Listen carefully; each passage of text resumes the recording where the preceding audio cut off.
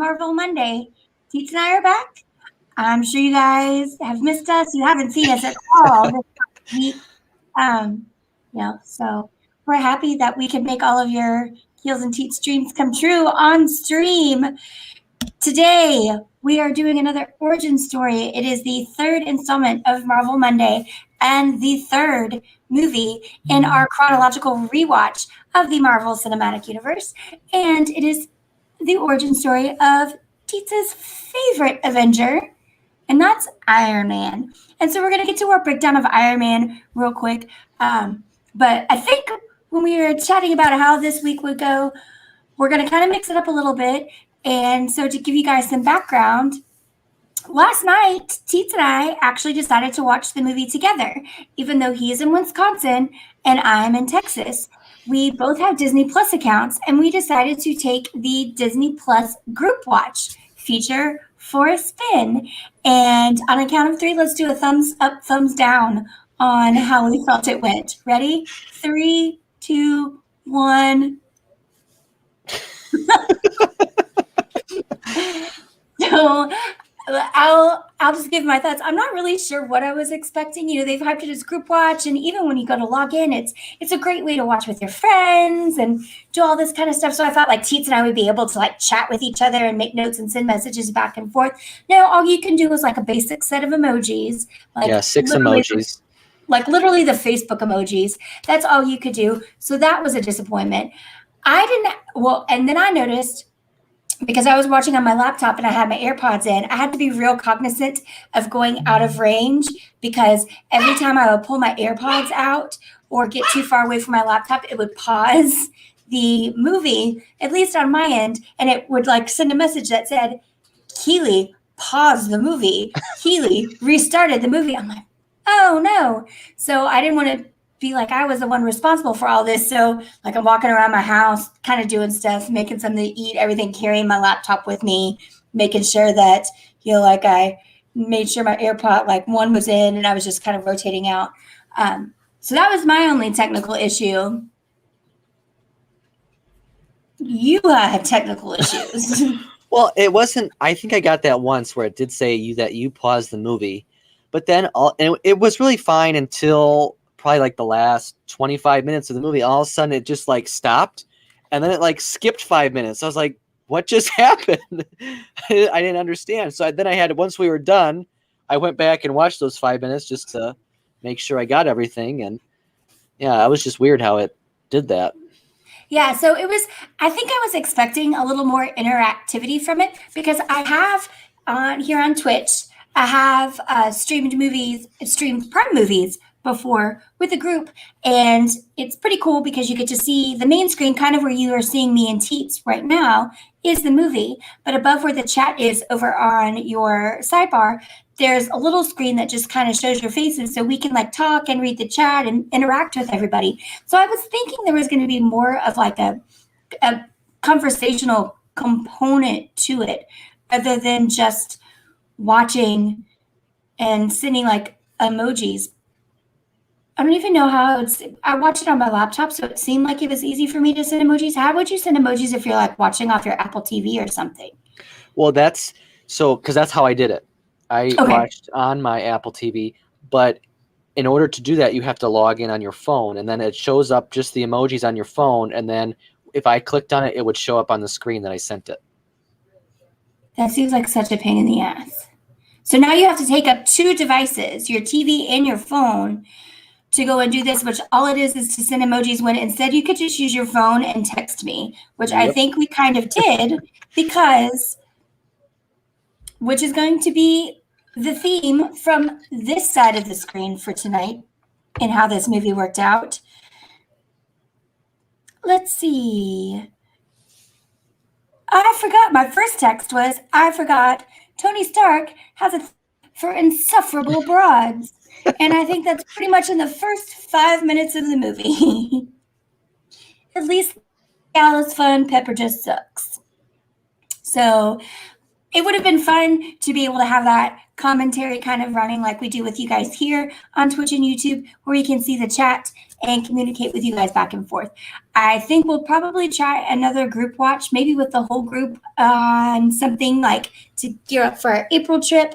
But at this point, I'm going to go ahead and say there isn't a real value in group watch unless you're just committed to watching the same movie at the same time. Like kind of like doing it like you're doing like a group report, and you have to make sure that Teets, who has to write the final section of the report, has to read the last 10 chapters. At least this way you can hold him accountable for it. It just felt like that's all group watch is to make sure that you're all watching and like hold each other accountable for it. And I want to say, I don't know if it was Canada or Europe, they did test that you could chat, but I don't know if it didn't work well or they just haven't rolled it out yet. But I remember hearing about testing the group watch that had chatting as part of it. And see, that would be super fun, I think, if you could watch a movie and you have the chat with it and everything. So, maybe just send this one back to the desk and kind of rework it. Disney Plus. Teets, get ready to phone in on that next shareholders meeting and be like, look, you talk about Disney Plus enough. I would like to voice my opinion on this terrible group watch feature. So, Disney Plus group watch aside, it was actually really fun to kind of sit down and take time out of our day to watch it together. So I've seen it before. It's Teets' favorite movie. I'm pulling up like the fine details. It at a cool 126 minutes, so just a hair over 2 hours. Iron Man was, I want to say, the first one released. Yes, this is the first MCU movie released. And it was released May 2nd of 2008, kind of set up the whole thing. We get to meet Tony Stark, who is played by Robert Downey Jr. And I think what Disney was trying to do with this, or Marvel was trying to do with this, is just see how the whole superhero genre would play out in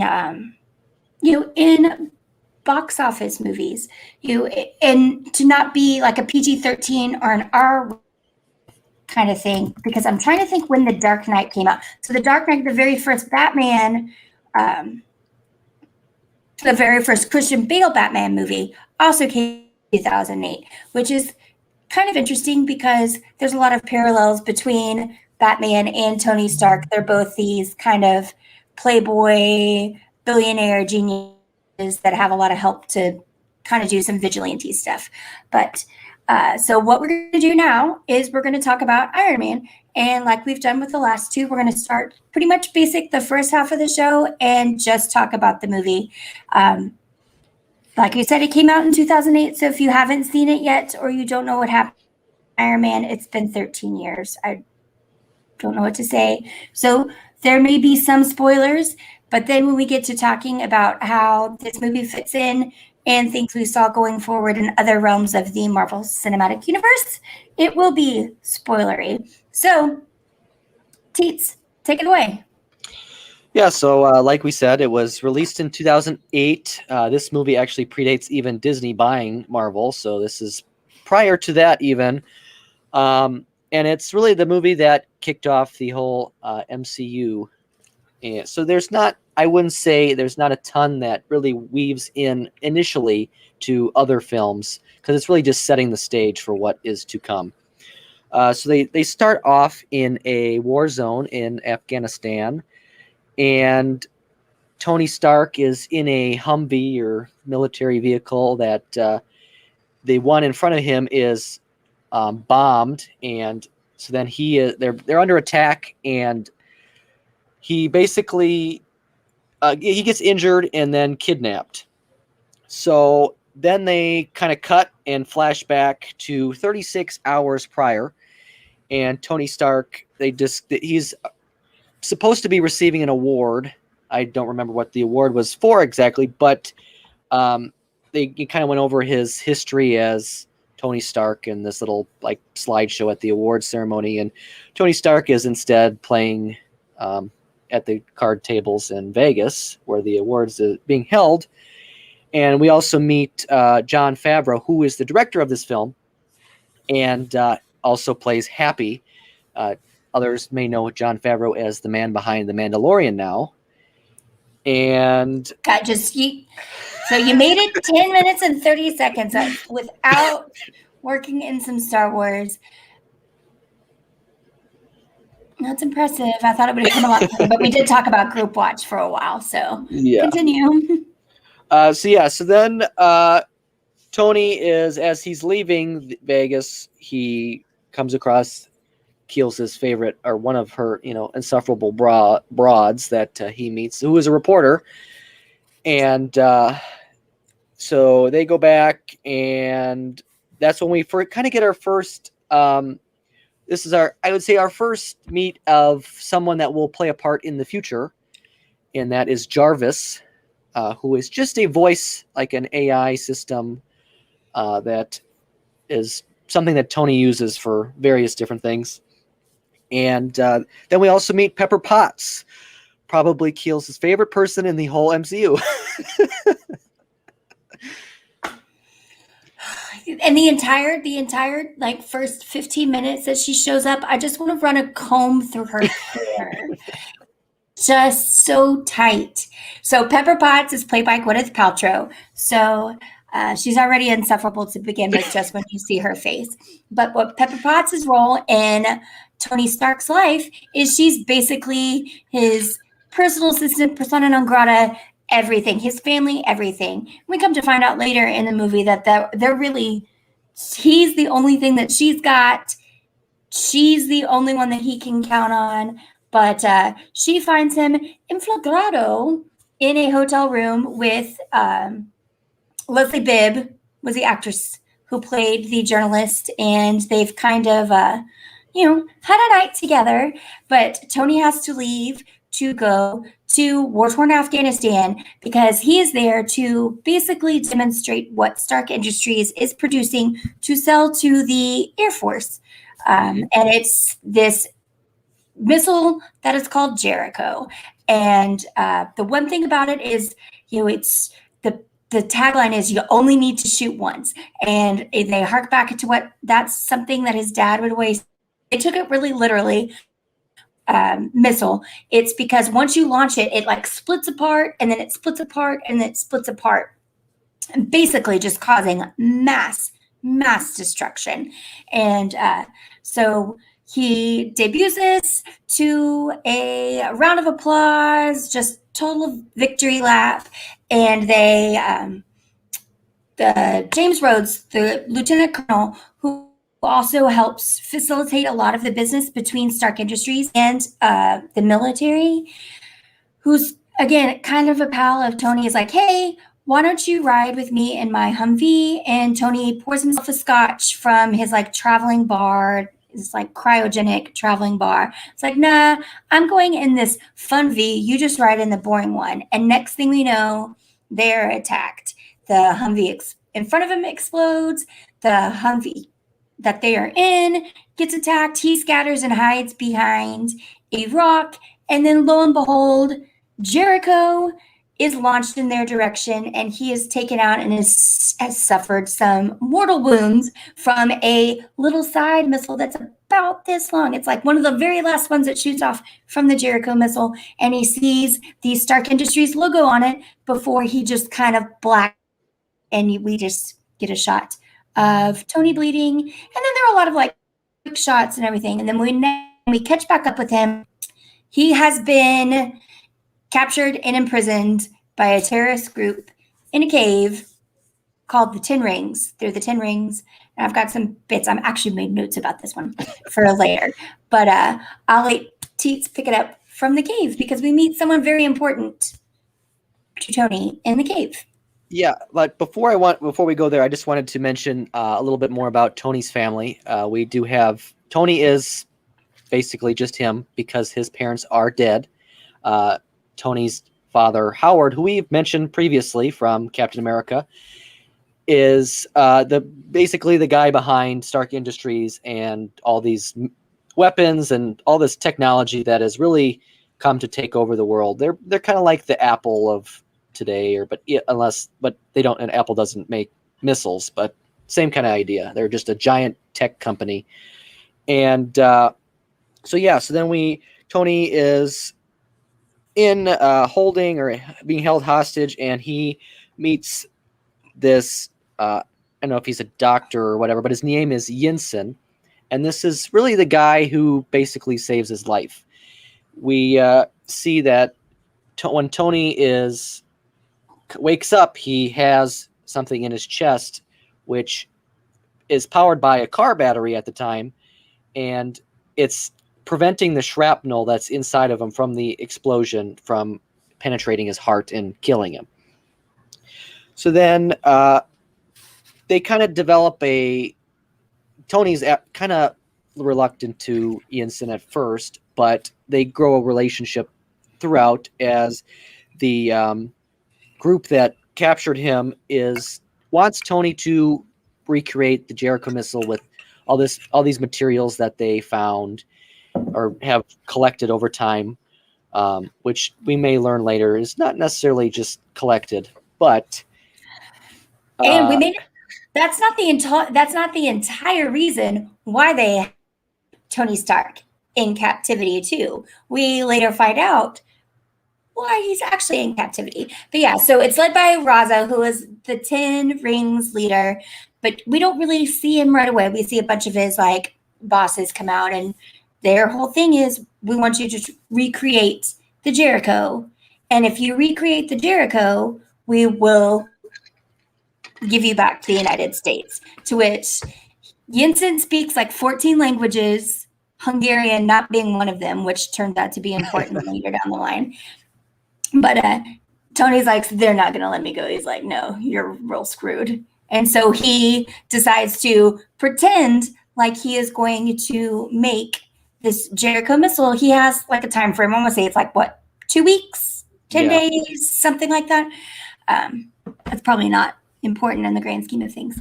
But he's like, okay, well, I need all of these different things in addition to all the Jericho and Stark Industry parts that you somehow came to have conveniently. I didn't author this. And Tony and Yinsen set to work in a little cave to build something that the 10 Rings think is a cave-built version of the Jericho missile. But in fact, it is the...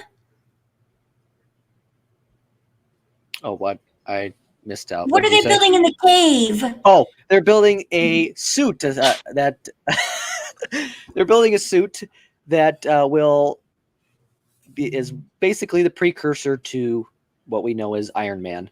It is not the most appealing looking thing, and it's very bulky and very real large, and but it does its job when they get to that point. It helps them. The first thing they have to do, so basically what he has in his chest is just an electromagnet. It's basic, and that's just what was keeping the shrapnel from going to his heart. But what they have to do is to figure out how to build an electric generator. It's like something to power both Tony and the suit, and they're calling it an arc reactor. And so it powers the electromagnet, it powers the suit that, is going to help him fly and shoot him and Yinsen's way out of the cave past all these 10 Rings guys. And again, it takes a lot of things, but it's still just the little thing that drops into his chest. So they work on that, and then they just start riveting together this whole suit that is super heavy. Think like armor times 100. How is this even going to lift off the ground? It's basically just like suit of armor that can shoot. They get really close. Raza shows up and is like, this is not at all what you're supposed to be building. Cameras, but nobody's really checking. And he shows up and he's like, this is not the direction that I think they should be going in to build this. And then what happens? Yeah, so then they, Tony, when part of that is they did check the cameras at one point, and Tony kind of disappeared, and they kind of got worried, so they sent somebody who spoke Hungarian, down, and Jensen could not communicate with them because he was speaking Hungarian. So they kind of had to make up stuff as they went along. But at this point, they're powering up the suit and programming it to so it's functional. And they kind of needed to create time to do that. So Jensen decided, well, you're not going to have enough time if I stay here. So he took a gun and went off and tried to buy some time for Tony. And Jensen ends up getting shot and kind of captured. But Tony at that point has the suit powered up and is out and starts blowing people up and works his way out to then find Jensen basically on his deathbed. And that's when we kind of hear that Jensen's full story. He talks about where he's from back in his life, and he had a wife and he had kids, but he never ever tells Tony what, Tony under this belief that Jensen was trying to get out of this cave and get back to his family. And then as Jensen is dying, he points out that my family is dead. They were killed in a massacre. I'm finally going to get them to see them again. But his dying words to Tony is to essentially make his life count. Do something that matters.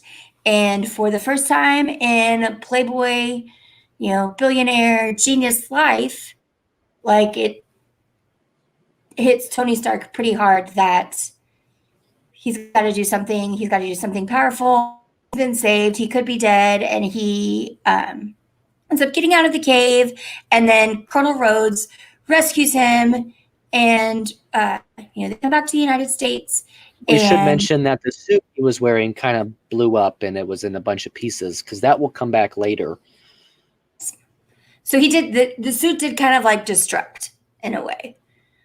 But yes, that will come back later in the movie. So Rhodes rescues him, and Tony starts putting all the pieces about he got attacked by a Stark Industries portion of the Jericho missile. The 10 Rings have all of these pieces already from Stark Industries to manufacture their own Jericho missile. What is going on? They want to go back to the United States and kind of let him lay low, recuperate, debrief. He wants to go straight into doing a press conference at Stark Industries. But first, he has to get a burger. And from Burger King, of all places. Well, sponsorship. I mean, listen, that probably paid for that entire time filming of Robert Downey Jr.'s salary was just him carrying around that Burger King bag. One thing I learned in doing some side research for this is Robert Downey Jr. wasn't even the highest paid actor on this film.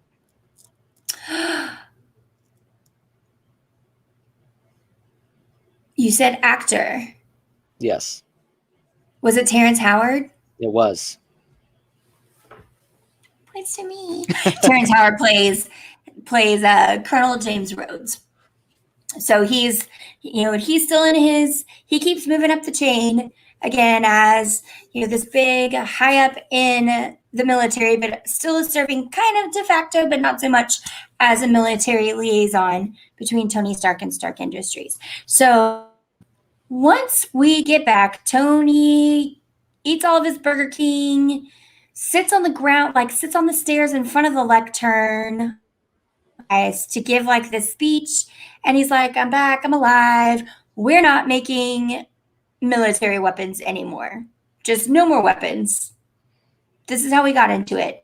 And this is where we basically get to meet Obadiah Stane, who essentially runs Stark Industries, was tight with Tony's dad, and kind of acts as the CEO over everything else, while Tony is still kind of the face of the franchise. But he makes all of the decisions for Stark Industries. And we first see him. He's played by Jeff Bridges. He still has a real the dude from Big Lebowski vibe. And except how he no talks. hair. He's bald though. Except no hair. He's bald. He's bald. But there's still cadence of speech and stuff like that. So that kind of threw me off. I forgot about that. But he just says that this is going to ruin Stark Industries. It's going to send the stock tanking. What are you doing? You're not in your right mind. Maybe take some time off and let me just keep running the company the way I've been doing it. Don't ruin your father's legacy in just like a snap decision. So Tony retreats home to his little mansion that's like 1 million square feet and his garage with all the cars in it. I do want to mention at the press conference, we meet someone who also becomes important later, Agent Coulson, who comes from a division. We've met Agent Coulson before. Yep. We met Agent Coulson last week during Captain Marvel, and Agent Coulson is working for a very specific division. The Security, Homeland Intelligence. Yeah, that's something. I feel like I want to go back and rewatch it just because I swear every time he spells it all out, all the words change. Yeah. When he says it all together, and it's like, you've got to come up with something shorter than that. Anyway, it's security. I'm just going to make some stuff up. Security, Homeland Intelligence, Efficiency, Legal Defense, or Legal Division, an intelligence agency. He's working for a very special intelligence agency. And he shows up and he wants to talk to Tony. Well, he can't talk to Tony, so he goes to Pepper. And he's like, I need you to get me in to talk to Tony. And she's like, I'll put it on the books. We'll be in touch. Also, you really need to shorten this because I'm never going to remember what this department is. But we do meet Agent Coulson at the press conference. So fast forward. Now Tony is laying low at his house that has a big workshop and a robot that can't do anything right, can't read his mind. He still has what's his face in his ear, but not as much. He's still got Pepper just popping in to do Pepper Potts things. But what happens at his workshop at his house? Well, we'll start with he does build a new arc reactor that's a little stronger, a little more efficient for what he needs it to do, and that's when he then starts thinking about the suit that he built in Afghanistan and how he can further perfect that. So he just starts building different things, but he keeps it a secret. He keeps it in secret files away from other Stark Industry stuff. And he's doing a bunch of tests. He's creating jetpacks in his feet and stuff like that. And he just keeps working until he essentially perfects the suit that we know and love today, the red and gold thing that is everywhere. So, and then he still keeps his like kind of forward-facing persona. He goes to openings. He goes to charity events. One particular charity event, we get to see the reporter again, and she shows up and she's like, WTF are you doing?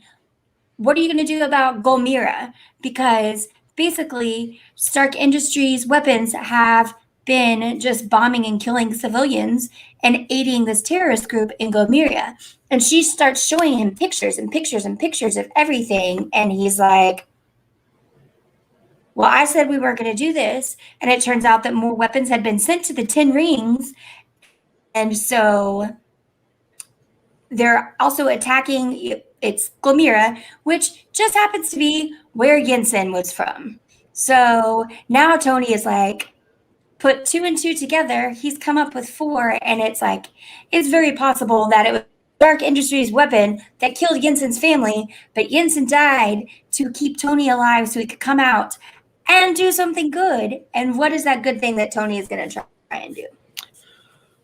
Well, I did want to mention first, we see you keep going ahead of where I know. You should just like hold your hand up and tell me to stop because I'm like looking at my notes and like I'm just going and going. Because at that event, that's where we get our Stan Lee cameo on the red carpet, which was he's Hugh Hefner. playing Hugh Hefner. So that's where we see that. Then we also Agent Coulson's there again because he just keeps coming up. And then we have, before kind of the whole interaction with the reporter and then Obadiah again at the end. We have Pepper and Tony This is dancing. why I skipped over this. You know what? I'm just gonna mute and cam off, and you can talk about this because I hate her. Hate her. So they kind of have their first like real intimate moment. They've had a few things beforehand, but this is really where they dance and then they go up on a balcony and talk to themselves, and they almost kiss. They don't kiss, but they almost talk do. to themselves. They Well, talk they to talk each to each other. other. Talk to themselves. That's what you would do. They So- talk to each other and have like a conversation. And that's when Tony says, "I'll get you a drink," and he goes down. That's where the reporter comes in, and we kind of go from there on the whole Gomera thing. So what happens when he gets to Gomera? Well, so then he figures it out, and then I'll let you take it from how is he going to right these wrongs in Gomera? I try. Well, what? Let's see, because Obadiah, because he confronted Obadiah about the weapons, and he figured out that they are doing like under the table kind of dealings with enemies. So that's where we go, and then Tony perfects his suit, and he takes it on a test run essentially to the area, and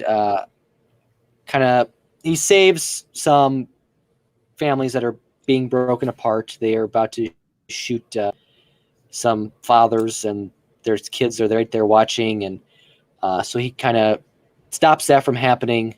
And the one guy who wasn't the top guy, but the one guy below him in the 10 Rings group, he basically throws him in the center of all the people who he was about to kill, and they kind of take care of him. But but what's also happening is the military is watching exactly what is going on in Gomera, especially this area of town, and they start seeing like what looks like bombs and attacks and different things happening, and they can't figure it out. They get all the branches of the military on the line, and they're like, it wasn't. Air Force is like, it wasn't me. Marines is like, it's not me. Army is like, it's not me. It looks like a bogey. They start watching Tony flying around, and they can't figure out what it is. And so this is like way before drone warfare was even to what we know, was even a consideration. And they're like something, but it's got stealth. It's not bigger than like an F-22. So they send at least 2 fighter jets out to train and shoot Tony down. And at one point it becomes so dire for him, he has the voice in his ear make a phone call to Rhodes, and he has to be like, look, dude, it's me. I'm the one that shot this down, and I'm the one flying around in this suit. And so Rhodes has to kind of play it off like, yeah, don't shoot him down. But in the suit, he takes out like the wing of a jet, and the pilot has to eject. His chute doesn't pop from his ejection seat, but Tony's able to like swoop down and go and help pull whatever is holding up the parachute from ejecting. So parachute ejects.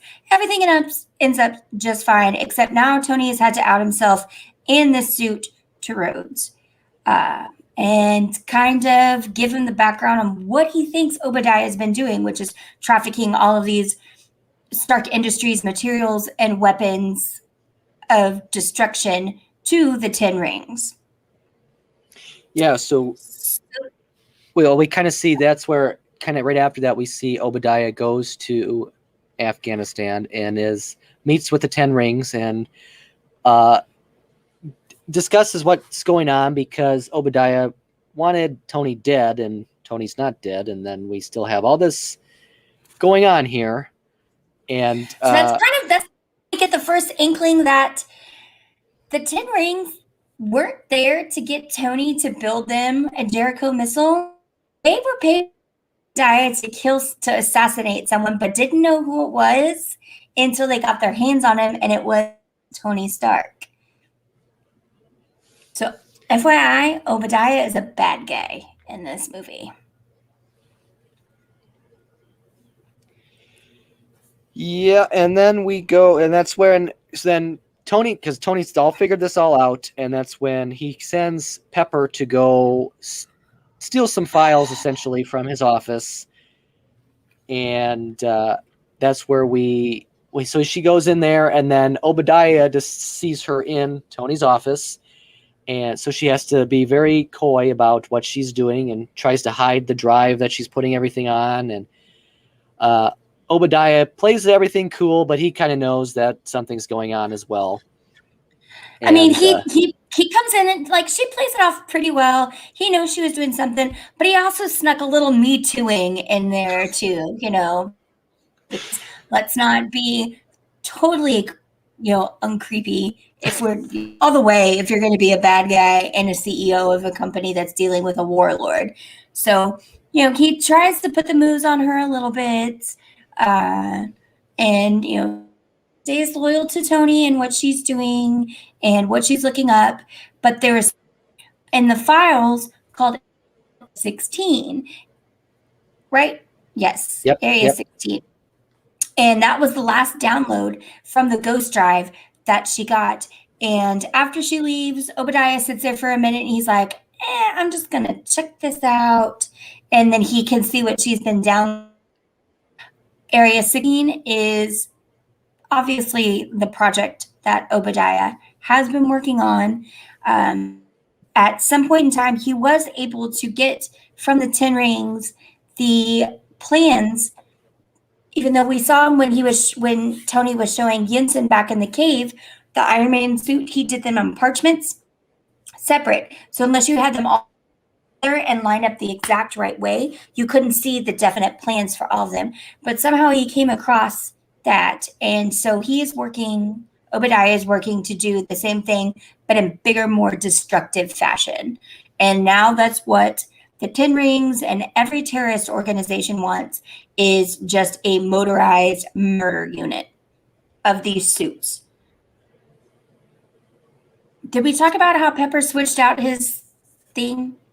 No, that was earlier on, but I yeah. know. So Oh, yeah. she when he built his new arc reactor thing for his chest, she helped put it back, the new one in essentially, and then she gifted Have him you ever the old one that said Tony Stark does have a heart. proof Tony Stark has a heart? Yeah. But also, if you ever needed to know how, like, no chemistry Pepper Potts and Tony Stark have, one, it was that terrible kiss, like, not even happening kiss. Two, it was like, yeah, I said you're the only thing I have in my life, and I can save you by plugging this thing back in for you, but I don't even want to get near you. Sometimes it looks like they filmed scenes on two completely different stages. They just splice them together. More on that in 2 weeks when we talk about. All right, so now Rhodes knows that Tony has this suit, that Tony is the Iron Man, that they kind of know what Obadiah is doing, what his nefarious plot is, this super suit. Then what happens? Well, we see, or Obadiah goes to Tony's house essentially, and he uses this thing that he used in Afghanistan too. It's like a, I don't know, high frequency ear thing. I don't know, that kind of drives the person crazy. And he takes the arc reactor from Tony's chest out. So this, of course, is causing Tony to kind of break down, because that's basically saving his life. And so without that, he's going to die. And that's where we go back to the arc reactor that was gifted to Tony by Pepper. He makes his way downstairs barely and breaks that open and installs the old one back in so he can live. And so it's around this point that we also see Stain when Obadiah is dealing with Raza and has a piece or a couple pieces of Tony's original hulking iron suit. And basically right before like they kind of lay down the whole 10 rings, Obadiah takes all of that, and that's going to come into play with how he tries to build his version of the Iron Man suit. But Obadiah's people can't figure out a way to recreate this arc reactor. That's when he goes and steals it. Tony is able to get the other one, but he can't both the suit and his heart as well as the other arc reactor could. So now we see this is right around when Pepper is leaving the office, and the only thing she does that is worthy of anything is as she's leaving the office after Obadiah, she's stolen all this information after Obadiah has me too'd her and she knows he's coming after her. Guess who pops up again? Agent Coulson. And he's like, I'm just trying to get a meeting on the books. And she's like, I'm going to that meeting right now. Yeah. And she's like, I will tell you everything. And they walk out. So now Pepper is protected with all of this information that she's trying to get back to Tony. She just kind of just tells everything to Coulson. And then what happens after that? Yeah, so then they basically Coulson and Pepper go to the Stark lab or whatever it's called, and they're going to try to find Obadiah and arrest him because he's a bad guy. But this is where Obadiah powers up his own suit now because he has the arc reactor that he stole from Tony, and that's what he needed to use in order to power his suit. So that we kind of have this eerie moment where there's nobody there and they're all just searching for him, and then he just pops out of nowhere and here's this ginormous monstrosity of a suit that is like 10 times the size of what Tony's is.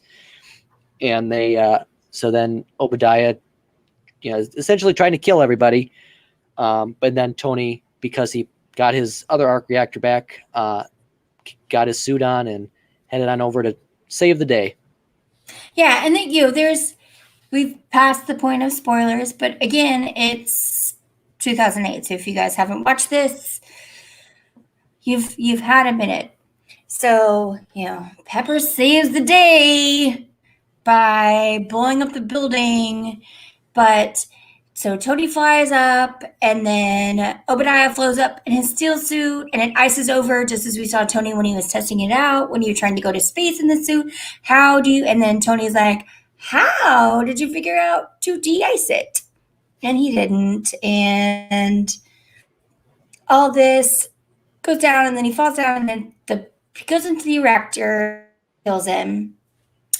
And then, so the next big thing, Obadiah's gone, Tony Stark wins. There's a big conversation about Tony should just keep this quiet. Don't tell anybody that you're this vigilante with this crazy ass suit that can do all of these different things. Let's just keep this low key and just see how it plays out in the public first. We already have to, you've got to worry about just clearing up all this damage that Obadiah did. So what are you going to do? And so Tony kind of plays along with that for about a nanosecond. Yeah, Agent Coulson gives him a set of cards to read off of. Yeah. And he's like, I got it. And then Tony, being Tony, the most narcissistic of all of the Avengers, gets up and gives us the iconic statement, which is, I am Iron Man. And then the crowd goes crazy, and then we get credits.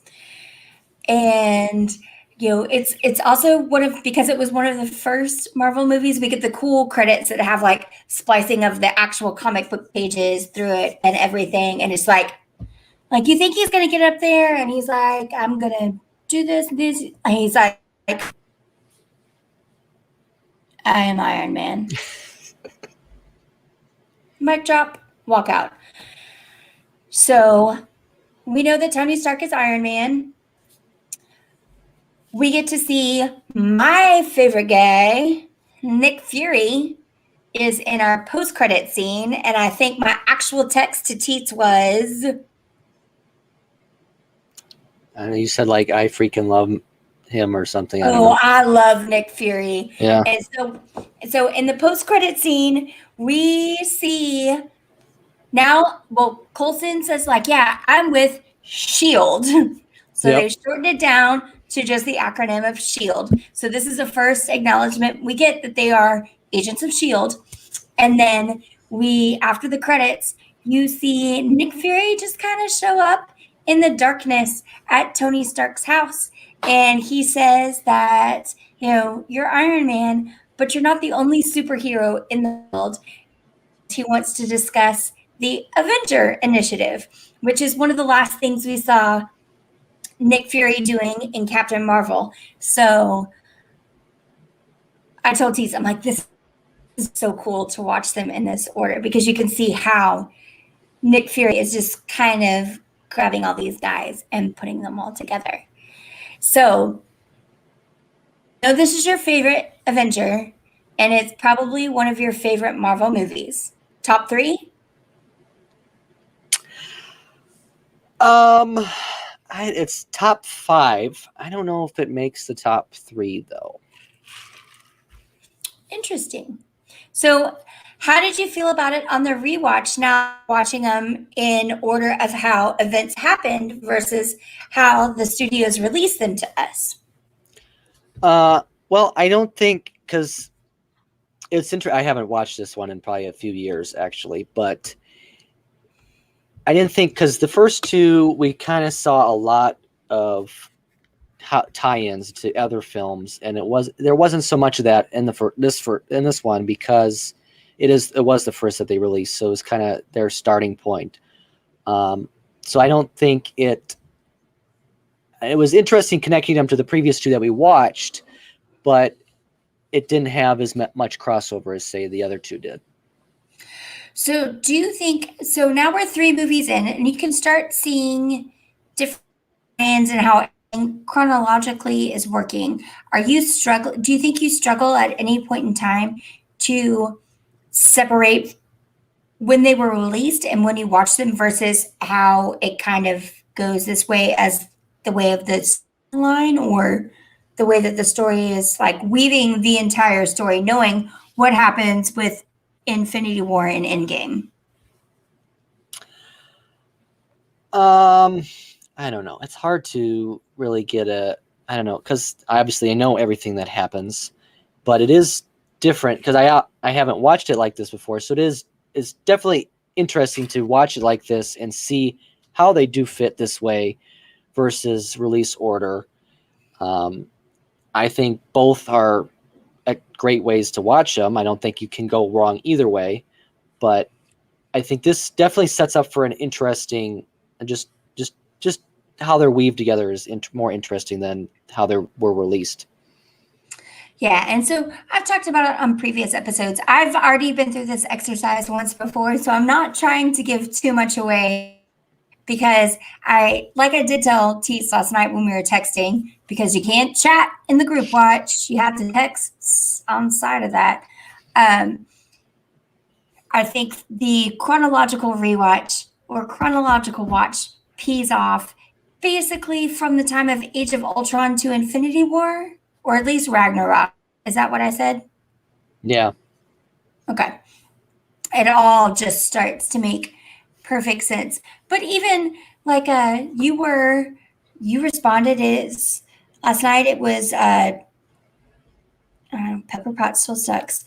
But it's like you said, good old Jarvis just waiting to become Vision.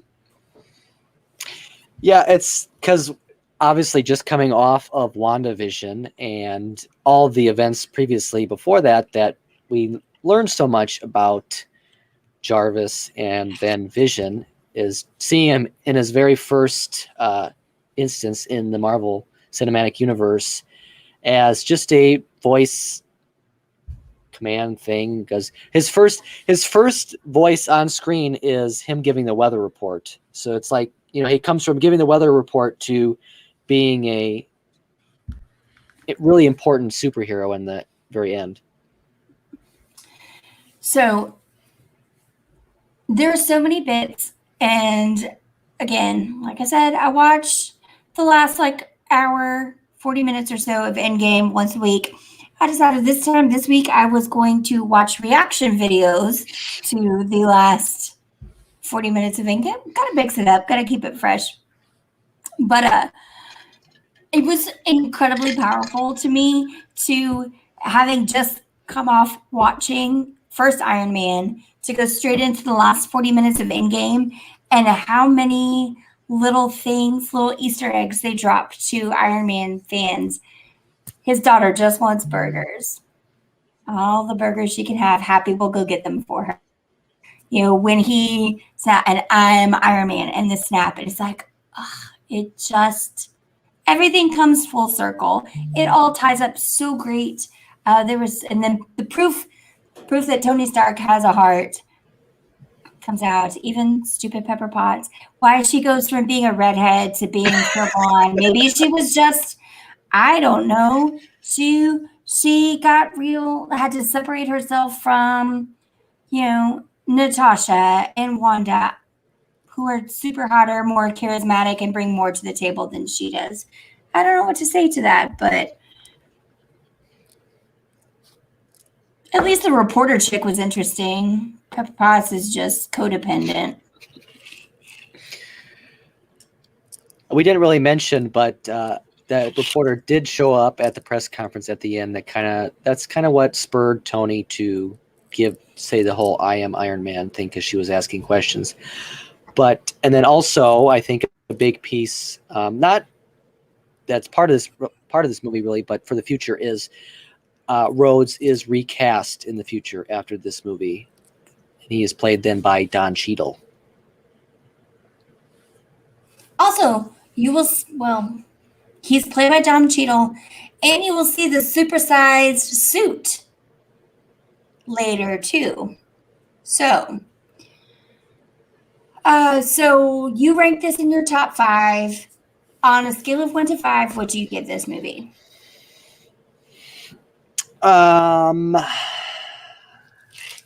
Probably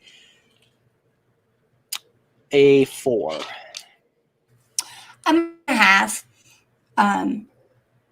just because it is a lot of,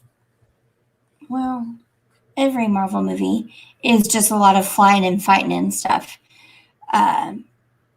I don't think the story was there the way I would like it to be.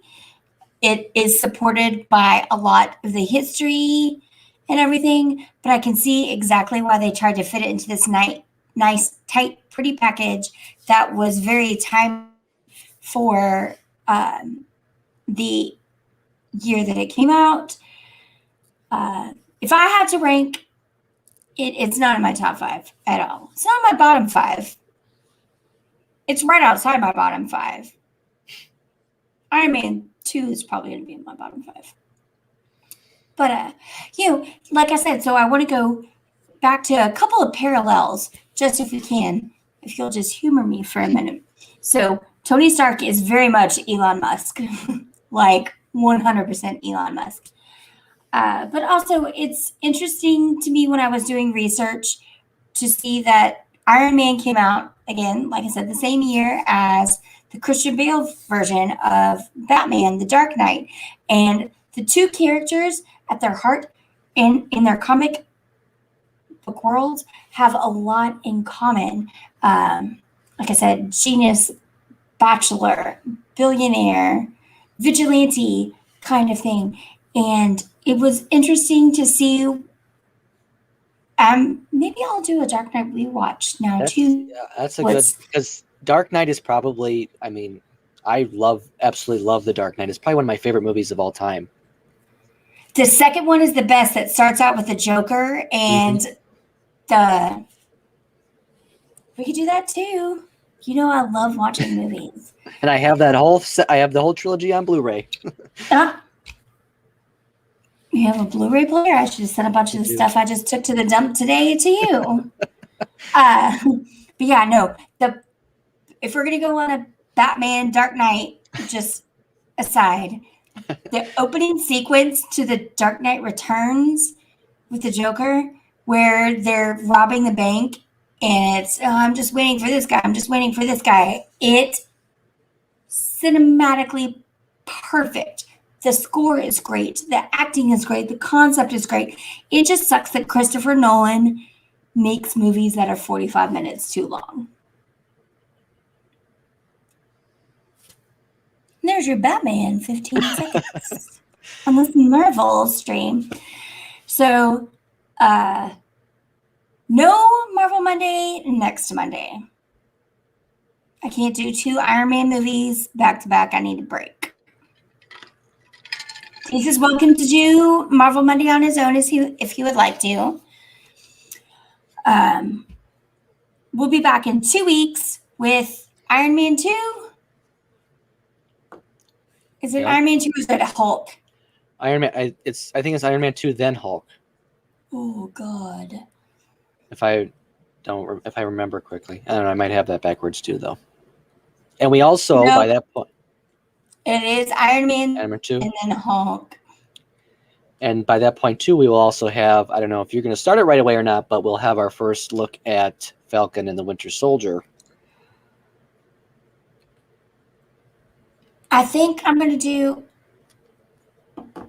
will do Falcon and the Winter Soldier right away, and I think my household will as well, just because we're going to rewatch Civil War, Winter Soldier, and Civil War. I think really, based on what I think the show is going to be about, you really just need to know from Winter Soldier, Age of Ultron, Civil War. Like basically all of these shows start making Age of Ultron make sense. And Age of Ultron makes sense when you watch it chronologically. Otherwise, when Age of Ultron came out, it was just like the weirdest Avengers movie. It's like, I don't get it. But it turns out to be like the linchpin of everything. Yep. See? So there we go. So, no Marvel Monday next Monday, unless Teets just wants to come and talk WandaVision by himself. Maybe he can find a guest host. I'll also have some basketball to watch, though, so maybe not. Oh, that's right, because I shifted March Madness back a day, so ooh. So maybe this is perfect timing. So again, thank you guys for watching. If you're watching on Twitch, just hit that purple follow button. If you are watching on YouTube, hit that red subscribe and the bell notifications. I think we're kind of taking a spring break this week. We will have Wind Down Wednesday with Courtney and I, but there'll be no Sunday Fun Day, no Marvel Monday, and no Wind Down Wednesday next week. And then hopefully Sunday after that, we'll all be back together. We've got a whole bunch going on, and it's spring break. And, things are starting to happen. So stay tuned. Make sure you subscribe. Make sure you follow, because you never know when like Teets or Courtney or I or any of us could pop in with the happiest hour just to talk about news. Like I said, take a break. We've watched one Iron Man movie. Our next episode will be Iron Man 2. Again, unless Teets wants to come and talk WandaVision next Monday. So anything else you got to offer, TT? Nope, that is all. All right. Have a good one, y'all. See y'all next time.